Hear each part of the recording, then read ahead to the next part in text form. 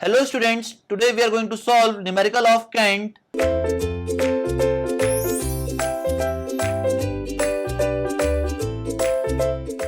Question is given as, if branch curve of 8 degree diverges from main curve of 5 degree in an opposite direction in a layout of a broad gauge tracks, calculate the Cant on the branch line if the maximum speed permitted on main line is 45 km per hour.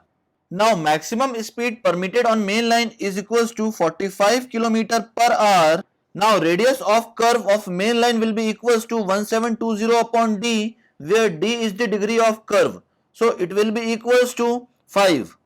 On solving this, we will have the radius of curve on the main line will be equals to 344 meter. Similarly, we can calculate the radius of branch line. It will be equals to 1720 upon 8. So it will be equals to 215 meter. That will be the radius of branch line.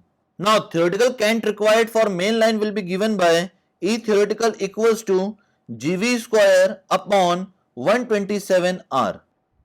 Now we will put the value of G, V and R in this equation, that is 1.676 into 45 whole square upon 127 into the value of R is calculated as 344.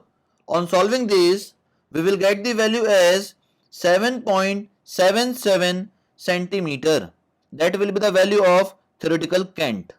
Now maximum Cant deficiency for broad gauge for speed of 45 km per hour is given as 7.6 centimeter.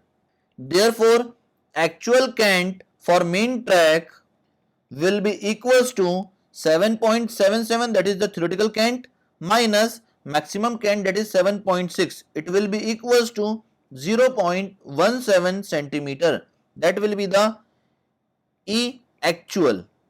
Now we had calculated the value of actual Cant, which will be equals to 0.17 centimeter. That is all about this numerical.